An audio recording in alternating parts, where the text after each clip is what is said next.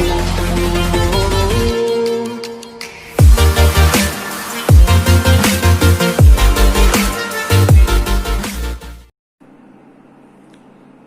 છો વિદ્યાર્થી મિત્રો? સમાજશાસ્ત્રના શિક્ષણમાં ફરી એકવાર આજે આપણે મળી રહ્યા છે મારી યુટ્યુબ ચેનલ પર, જેનું નામ છે ઇંગ્લિશ ટીચિંગ, અને હું છું હિમાંશુ રાજપૂત. મિત્રો, સમાજશાસ્ત્રમાં અગાઉ ધોરણ 12 યુનિટ 1માં આપણે ભારતનું વસ્તી વૈવિધ્ય વિશે ઘણા બધા મુદ્દાની ચર્ચા કરી. આજે તેમાં જ આપણે આગળ વધીશું. મિત્રો, આજે આપણે વંચિત સમૂહોનું વૈવિધ્ય જોઈશું. વંચિત સમૂહોને ભારતમાં મુખ્ય 3 વિભાગોમાં સમાવિષ્ટ કરવામાં આવ્યા છે, જેમાંનો એક છે અનુસૂચિત જાતિ, જેને ઇંગ્લિશમાં ટૂંકમાં આપણે SC એટલે કે શિડ્યુલ કાસ્ટ કહીએ છીએ. અનુસૂચિત જનજાતિ એ બીજા નંબરનો વર્ગ છે, જેને ટૂંકમાં આપણે ST એટલે કે શિડ્યુલ ટ્રાઇબ કહીએ છીએ. જ્યારે 3 નંબરમાં અન્ય પછાત વર્ગો, જેને અંગ્રેજીમાં ટૂંકમાં આપણે OBC એટલે કે અધર બેકવર્ડ ક્લાસીસ કહીએ છીએ. મિત્રો, આદિવાસીઓને બંધારણીય રીતે અનુસૂચિત જનજાતિ તરીકે ઉલ્લેખિત કરવામાં આવ્યા છે. આ એક વાક્ય અને MCQ બંને માટે ખૂબ જ અગત્યનું વાક્ય છે, તે યાદ રાખીશું. હવે આપણે આગળ જઈએ. મિત્રો, ભારતમાં આદિવાસીઓની વસ્તીનું પ્રમાણ જોઈએ તો ભારતમાં આપણે 1951 અને 2011ની વસ્તી ગણતરીના આંકડાની થોડીક કમ્પેરિઝન એટલે કે સરખામણી કરીએ તો વર્ષ 1951માં આદિવાસીઓની જનસંખ્યા ભારતમાં 1,91,47,054 હતી, જે ભારતની કુલ વસ્તીમાં 2.26% આદિવાસી વસ્તી ધરાવતા.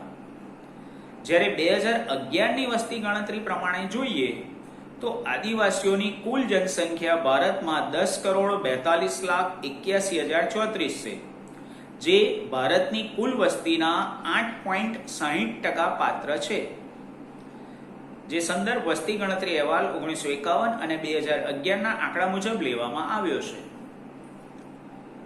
આગળ જઈએ તો ભારતમાં રાજ્યવાર અનુસૂચિત જનજાતિની વસ્તી આપણે જોઈએ. ભારતમાં મોટાભાગના રાજ્યોમાં અને કેન્દ્ર શાસિત પ્રદેશોમાં અનુસૂચિત જનજાતિની વસ્તી જોવા મળે છે, જેમાં આપણે 2011ની વસ્તી ગણતરી જોતા સૌથી વધુ અનુસૂચિત જનજાતિ કેન્દ્ર શાસિત પ્રદેશ મિઝોરમમાં છે, જે 94.97% છે. આદિવાસીની કુલ વસ્તીના 94.97% મિઝોરમમાં છે. આ પણ MCQ અને એક વાક્યના જવાબ માટે અગત્યનું છે, જે નોંધીશું. એવી જ રીતે સૌથી ઓછી અનુસૂચિત જનજાતિની વસ્તી ઉત્તર પ્રદેશ રાજ્યમાં છે, જે કુલ વસ્તીના 0.57% છે. એવી જ રીતે ભારતમાં નાગાલેન્ડ, મિઝોરમ, અરુણાચલ પ્રદેશ, મેઘાલય, દાદરાનગર હવેલી અને લક્ષદ્વીપમાં મોટા ભાગે આદિવાસીઓની વસ્તી ધરાવતા રાજ્યો કે કેન્દ્ર શાસિત પ્રદેશો છે. મિત્રો, હવે ગુજરાતમાં અનુસૂચિત જનજાતિની વસ્તી વિશે વાત કરીશું. તો 2011ની વસ્તી ગણતરી જોતા સૌથી વધુ અનુસૂચિત જનજાતિની વસ્તી ધરાવતો જિલ્લો ગુજરાતમાં ડાંગ છે. આ પણ એક વાક્યના જવાબ અને MCQ માટે અગત્યનું છે. તો ડાંગમાં 94.65% વસ્તી આદિવાસીની છે. સૌથી ઓછી અનુસૂચિત જનજાતિની વસ્તી ધરાવતો જિલ્લો ગુજરાતમાં ભાવનગર છે, જે 0.32% વસ્તી ધરાવે છે. પરંતુ પ્રત્યેક જિલ્લામાં ઓછા બનતા હશે તો અનુસૂચિત જનજાતિ વસવાટ કરે જ છે, પરંતુ રાજ્યની જે પૂર્વ પટ્ટી છે તેમાં મોટા ભાગની વસ્તી વસવાટ કરતી અનુસૂચિત જનજાતિની જોવા મળે છે. મિત્રો, હવે આપણે આગળ નવો મુદ્દો જોઈએ, રાષ્ટ્રીય એકતા. વિદ્યાર્થી મિત્રો, ભારત ભાષા, ધર્મ, પોશાક, જીવન નિર્વાહ, લિંગ પ્રમાણ વગેરેની વિવિધતામાં પણ એકતા ધરાવતો દેશ છે, તે આપણે જોયું. હવે આપણે રાષ્ટ્રીય એકતા વિશે માહિતી મેળવીશું. ભારત અનેક વિવિધતાથી ભરેલો ઉપખંડ છે. અહીં સામાજિક, સાંસ્કૃતિક, ભૌગોલિક, ધાર્મિક, ભાષાકીય, પ્રાદેશિક વગેરે ભાષાઓમાં અનેક વિવિધતા જોવા મળે છે. આ વિભિન્ન ઉપજૂથો વચ્ચે પારસ્પરિક સહકારભર્યા તથા સુમેળભર્યા સંબંધ હોય તે જરૂરી નહીં, પરંતુ અનિવાર્ય છે. ભારતીય સમુદાયના નાગરિકો પરસ્પર એકબીજાને તેમજ સમગ્ર રાષ્ટ્ર પ્રત્યે વફાદાર હોય તે અનિવાર્ય છે. બધા ભારતીયો રાષ્ટ્રીયના ધ્યેયોને પોતાના અંગત ધ્યેયો ગણે તે રાષ્ટ્રીય એકતા માટે મહત્વનું છે. ભારતીય સમુદાયના વિકાસ કે પ્રગતિમાં હાલ કોમવાદ, આતંકવાદ, જ્ઞાતિવાદ, નક્સલવાદ, પ્રદેશવાદ, ભાષાવાદ, અલગતાવાદ જેવી અનેક સમસ્યાઓ પડકારરૂપ છે. આ વિધાન પણ યાદ રાખીશું, એક વાક્ય માટે અગત્યનું છે. આ રીતે પ્રશ્ન પૂછાય કે ભારતીય સમુદાયના વિકાસમાં અને પ્રગતિમાં અવરોધરૂપ પડકારરૂપ પરિબળો કયા, તો આપણે આ વિધાન યાદ રાખીશું. આ સમસ્યાઓને હલ કરીને રાષ્ટ્રીય એકતા પ્રસ્થાપિત કરવી આવશ્યક છે. આ રાષ્ટ્રીય એકતાનો અર્થ અને તેના સહાયક પરિબળો આપણે સમજીશું. તો રાષ્ટ્રીય એકતાની પહેલા વ્યાખ્યા જોઈએ. ભારતના પ્રથમ પ્રધાનમંત્રી જવાહરલાલ નહેરુએ રાષ્ટ્રીય સંમેલનમાં રાષ્ટ્રીય એકતા માટે જણાવ્યું હતું કે રાષ્ટ્રીય એકતા એક મનોવૈજ્ઞાનિક અને શૈક્ષણિક પ્રક્રિયા છે, જેના દ્વારા બધા લોકોના દિલમાં એકતાની ભાવના, સમાન નાગરિકતાનો અનુભવ અને રાષ્ટ્ર પ્રત્યે નિષ્ઠા અને પ્રેમની ભાવના વિકસિત કરી શકાય.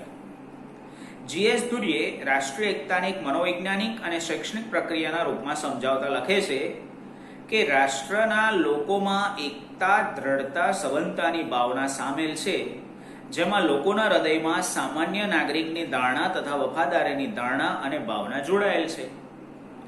એવી જ રીતે વિનોબા ભાવેની એક વ્યાખ્યા છે કે રાષ્ટ્રીય એકતા એ ભાવનાત્મક એકતા, ભાઈચારો અને રાષ્ટ્રપ્રેમની દ્રઢ ભાવનાઓ છે, જે એક દેશના બધા નિવાસીઓને પોતાની વ્યક્તિગત, પ્રાદેશિક, ધાર્મિક અને ભાષાકીય વિભિન્નતાઓને ભૂલવામાં સહાયતા કરે છે. રાષ્ટ્રીય એકતાના સહાયકારક પરિબળ હવે આપણે જોઈએ તો સૌથી પહેલું છે એમાં ભૌગોલિક પરિબળ. મિત્રો, ભારતમાં ભૂરાજકીય એકતાનું દર્શન અને સભાનતા ભારતના ઋષિમુનિઓ તથા રાજ્યકર્તાઓ ધરાવતા હતા. સંસ્કૃત સાહિત્યમાં ઋગ્વેદમાં ભારતની ભૌગોલિક રાજકીય એકતાની સભાનતા અભિવ્યક્ત થાય છે. ભારત વર્ષ, ચક્રવર્તી, એકાધિપતિ જેવા નામ ભૌગોલિક એકતાનો આદર્શ વ્યક્ત કરે છે. ભારતભરમાં મંદિરો, પવિત્ર નદીઓ અને પહાડો પથરાયેલા છે. તેના દર્શન અને સ્નાનનો મહિમા બની રહ્યો, તેથી આ બધા સ્થળોએ યાત્રાધામોનો વિકાસ થયો. ધર્મસ્થળોની યાત્રાની સંસ્કૃતિ, રમણીય અને હવા ખાવાના સ્થળો, જે હંમેશા ભારતના લોકોને ભારતભરના વિવિધ પ્રદેશોમાં પરિભ્રમણ, પર્યટન કરવાને માટે પ્રોત્સાહિત કરે છે. તેનાથી ભૌગોલિક રાજકીય એકતા દ્રઢીભૂત થાય છે. લોકો માતૃભૂમિ પ્રત્યે પ્રેમ કે દેશભક્તિ અભિવ્યક્ત કરે છે. ભૌગોલિક દ્રષ્ટિથી ભારતની સીમાઓ ઉત્તરમાં કાશ્મીર અને હિમાલયથી લઈને દક્ષિણમાં કન્યાકુમારી, પૂર્વમાં અસમ, મણિપુરથી લઈને પશ્ચિમમાં ગુજરાત સુધી ફેલાયેલ છે. સમગ્ર ભારત 32,87,263 ચોરસ કિલોમીટરના વિશાળ વિસ્તારમાં ફેલાયેલો દેશ છે. આ વિશાળ ભૂભાગમાં કુલ 121 કરોડની વસ્તી ધરાવતો જનસમૂહ છે. આ દેશમાં વસવાટ કરે છે. મેદાની વિસ્તાર, પહાડો, નદીઓ, સમુદ્ર, જંગલ અને રણ જેવી ભૌગોલિક વિશેષતાઓ ધરાવતો આપણો દેશ ભારત છે. ઐતિહાસિક રીતે નાના નાના રાજ્યોમાં વહેંચાયેલો ભારત એક દેશ તરીકે પ્રસિદ્ધ પામ્યો છે. ભૌગોલિક વિવિધતાએ લોકોમાં જુદી જુદી પરિસ્થિતિઓમાં સાનુકૂળ થવાનું અને પરસ્પર મૈત્રીભાવ રાખી એકતા સ્થાપિત કરવાનું શીખવ્યું છે. દુષ્કાળ, અતિવૃષ્ટિ, વાવાઝોડું કે પછી ધરતીકંપ જેવી કુદરતી આફતોમાં વિવિધ પ્રદેશો, વિવિધ જ્ઞાતિ, વિવિધ ભાષા, વિવિધ ધર્મના લોકો પરસ્પર મદદ અને ફંડ આપી વિવિધતામાં પણ એકતાના દર્શન કરાવે છે. કેટલો અદ્ભુત દેશ છે આપણો, નહીં? હવે રાષ્ટ્રીય એકતાના સહાયક પરિબળમાં બીજું પરિબળ છે ભારતનું બંધારણ. આટલા બધા વૈવિધ્યભર્યા દેશમાં રાષ્ટ્રીય એકતા સર્જવામાં કોઈ પાયાનું પરિબળ હોય તો તે છે ભારતનું બંધારણ. ભારત એ વિવિધ રાજ્યોનો સંઘ છે. આ સંઘ રાજ્યોને જોડતો કોઈ લેખિત દસ્તાવેજ હોય તો તે બંધારણ છે. ભારતના બંધારણના આમુખમાં ભારત એ સાર્વભૌમ, સમાજવાદી, બિનસાંપ્રદાયિક, લોકતાંત્રિક અને પ્રજાસત્તાક રાજ્ય અને ન્યાયી, સ્વાતંત્ર્ય અને સમાનતા તેના પાયા છે. ભારતના બંધારણમાં સમાનતાના અધિકારમાં ધર્મ, જાતિ, જ્ઞાતિ, લિંગ કે જન્મસ્થળના કારણોસરના ભેદભાવ ઉપર કાયદા દ્વારા પ્રતિબંધ મૂકવામાં આવેલો છે. ભારતનું બંધારણ બધા જ નાગરિકને વ્યક્તિ ગૌરવની તથા રાષ્ટ્રીય એકતાની તથા અખંડિતતાની ખાતરી આપીને તેનામાં ભાતૃભાવના દ્રઢ કરે છે. ભારતનું બંધારણ ભારતને ધર્મનિરપેક્ષ રાજ્ય તરીકે સ્વીકારે છે, એટલે કે ભારત રાજ્યનો કોઈ ધર્મ નથી. બધા જ ધર્મો માટે સમાન આદર અને રક્ષણ મળે છે. બધા જ નાગરિકોને મુક્તપણે ધર્મ માનવા અને પાળવા તેમજ તેનો પ્રચાર કરવાનો અધિકાર બંધારણે આપેલો છે. ભારતમાં કોઈ પણ સ્થળે વસવાટ કરતા અને પોતાની આગવી ભાષા, લિપિ, સંસ્કૃતિ ધરાવતા લઘુમતી જૂથોને આ બધાનું જતન કરવાનો અને જાળવવાનો અધિકાર બંધારણે આપ્યો છે. આ બધા અધિકારો રાષ્ટ્રીય એકતાના ઘડતરમાં પ્રાથમિક ભૂમિકા ભજવે છે. હવે આગળ આપણે ત્રીજું પરિબળ જોઈએ, નાગરિક ફરજો. ભારતમાં નાગરિકોની ફરજોમાં પણ રાષ્ટ્રીય એકતા નિર્દેશિત થાય છે, જેવી કે રાષ્ટ્રને વફાદાર રહેવું અને તેના આદર્શો, સંસ્થાઓ, રાષ્ટ્રધ્વજ અને રાષ્ટ્રગીતનો આદર કરવો. બીજી ફરજ છે આઝાદી માટેની લડતને પ્રેરણા આપનાર ઉમદા આદર્શોને હૃદયમાં સન્માનિત કરી તેને અનુસરવું. 3. ભારતનું સાર્વભૌમત્વ, એકતા અને અખંડિતતાનું સંવર્ધન કરીને તેનું રક્ષણ કરવું. 4. દેશનું રક્ષણ કરવામાં યોગદાન આપવું અને રાષ્ટ્રીય સેવા બજાવવી. 5. ધાર્મિક, ભાષાકીય, પ્રાદેશિક અથવા સાંપ્રદાયિક તફાવતોથી પર રહેવું. ભારતના તમામ લોકોમાં સુમેળ અને સમાન બંધુત્વની ભાવનાની વૃદ્ધિ કરવી. સ્ત્રીઓના ગૌરવને સન્માનિત કરે તેવા વ્યવહાર કરવો. આ નાગરિક ફરજો રાષ્ટ્રીય એકતા સર્જવામાં પાયાની ભૂમિકા ભજવે છે. મિત્રો, ચોથું પરિબળ છે કાયદાઓ. મિત્રો, ભારતમાં ફોજદારી કાયદાઓ જેવા કે જ્ઞાતિ, કોમ કે વર્ગ સંઘર્ષના પ્રોત્સાહનને અટકાવતા કાયદા રાષ્ટ્રીય એકતા માટે વિઘાતક આક્ષેપો કરી અને રાજદ્રોહ અટકાવતા કાયદા, અસ્પૃશ્યતા નિવારણ, ચૂંટણી આચાર સંહિતાના કાયદા, આ બધું પાલન અને ઉલ્લંઘન બદલ સજા પણ રાષ્ટ્રીય એકતા જાળવવામાં મદદરૂપ થાય છે. આપણે આ કાયદાઓનું પાલન કરીએ તો ચોક્કસ આપણી એકતા જળવાઈ રહે. આગળનું પરિબળ છે પાંચમું, લોકશાહી પ્રણાલી. મિત્રો, ભારતની લોકશાહી શાસન પ્રણાલી રાષ્ટ્રીય એકતા માટે સહાયક પરિબળ છે. ભારતની લોકશાહી પ્રણાલી જાળવવા સંસદ, વિધાનસભા જેવા ગૃહોની ચૂંટણીઓ તેમજ સ્થાનિક સ્વરાજ, પંચાયત અને નગર નિગમોની ચૂંટણીઓ યોજાય છે. આ ચૂંટણીઓમાં દેશના 18 વર્ષથી ઉપરના કોઈ પણ નાગરિકને મતદાનનો અધિકાર મળેલ છે. આ રીતે સમાન મળેલ મતદાન અધિકાર એ રાષ્ટ્રીય એકતા માટે અતિ આવશ્યક પરિબળ છે. આ અધિકાર વ્યક્તિના કોમ, જ્ઞાતિ, ભાષા કે પ્રદેશથી પર રહીને મળે છે. એટલે વ્યક્તિ સમાન નાગરિકત્વનો અનુભવ કરી શકે છે. સાથે કોઈ પણ ચૂંટણી માટે પોતાની ઉમેદવારી પણ નોંધાવવાનો તેને અધિકાર હોય છે. એટલે કે કોઈ પણ રાષ્ટ્રીય પક્ષ કે અપક્ષ દ્વારા કોઈ પણ ક્ષેત્રનું નેતૃત્વ પણ એ કરી શકે છે. આ રાષ્ટ્રીય પક્ષો પણ પોતાના પક્ષમાં નેતા, કાર્યકરો કે મતદાતાઓને આકર્ષવાનો પ્રયાસ કરે છે. આ રાષ્ટ્રીય પક્ષોની વિચારધારામાં તફાવત હોય પણ તેમનું અંતિમ ધ્યેય કોઈ પણ જ્ઞાતિ, જાતિ, ધર્મ કે પ્રદેશના મતદાતાઓને આકર્ષવાનું છે. આથી આ રાષ્ટ્રીય પક્ષો એક પ્રકારની રાષ્ટ્રીય એકતા લાવવા માટેનું પ્રેરક બળ પૂરું પાડે છે.